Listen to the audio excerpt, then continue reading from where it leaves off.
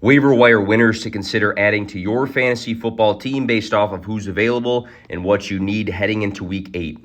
Check to see if Gus Edwards is available. His usage is trending in the right direction, 62% and 50% of the snaps with 17 and 15 touches the last two games. Season high 64 rushing yards in Week 7 with a touchdown. He also took a catch for 80 yards, 21.4 fantasy points.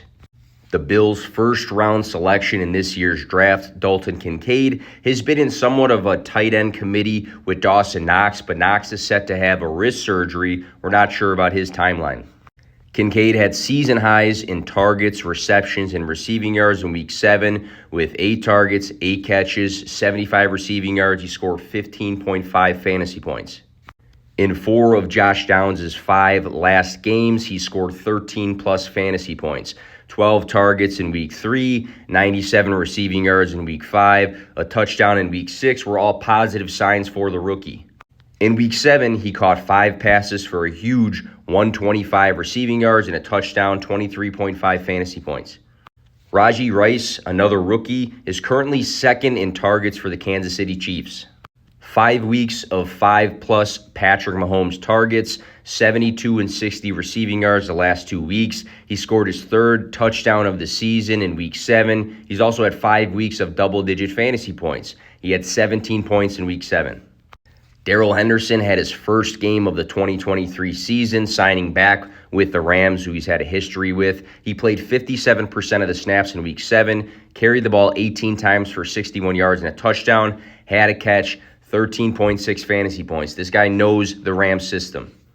Another rookie, Amari DiMercado, had 12.7 fantasy points in Week 5, but then he trailed Keontae Ingram and Damian Williams in touches for Week 6, stepped back up in Week 7 playing 80% of the snaps. He carried the ball 13 times for 58 yards. He had 4 catches, 17 touches in Week 7 compared to Williams' 1 and Ingram's 0.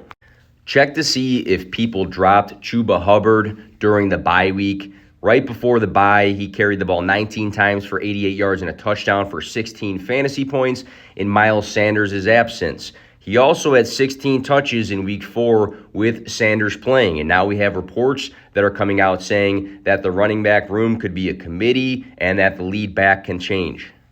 Rookie Roschon Johnson is set to return. It was a great Deonta Foreman week in Week 7, but Roschon Johnson has had 4 of his 5 games rushing for 4-plus yards per carry. He also opened up the season rushing for a touchdown and catching 6 passes.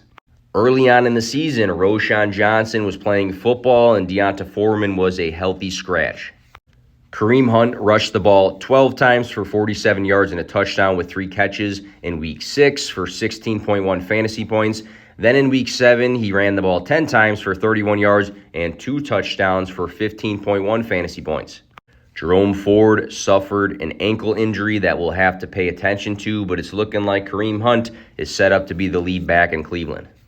I still have some faith in Jameson Williams. He displayed his receiving yard upside in Week 6, catching 2 balls for 53 yards and a touchdown. Unfortunately, he goose-egged in Week 7. The positive sign is that he earned 6 targets in Week 7, which was the same total if you combine his Week 5 and Week 6 targets. Keep in mind, in his final 15 college games, he finished with 1,572 receiving yards and 15 touchdowns. He's an explosive playmaker. Dameon Pierce finished his 4th game with under 40 rushing yards in Week 6 right before the bye.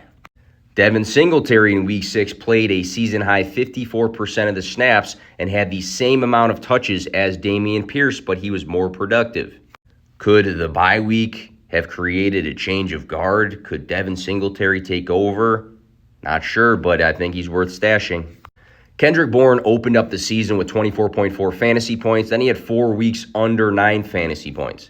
But then in Week 6, he caught 10 of his 11 targets for 89 yards, 19.3 fantasy points. Followed that up in Week 7, catching 6 of his 7 targets for 63 yards and a touchdown for 16.3 fantasy points. He's the Patriots' wide receiver 1. Taysom Hill, the tight end, has had consistent usage the last 2 games. 7 catches for 49 yards on 8 targets in Week 6.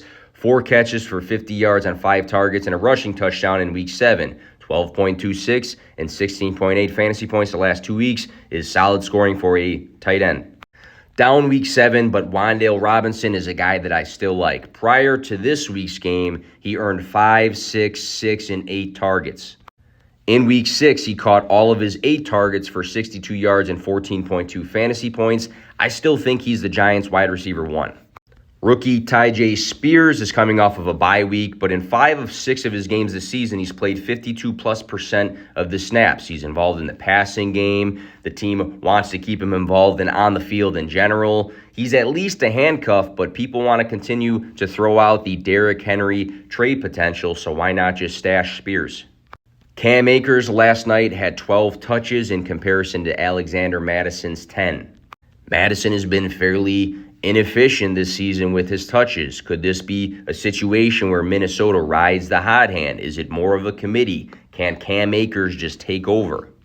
Tyler Boyd led the Bengals with 16.8 fantasy points right before the bye week in week 7. He's had 5 straight weeks of 7+ targets, which shows consistency in volume from Joe Burrow. That can translate to flex potential, and Tyler Boyd has been fantasy relevant in the past.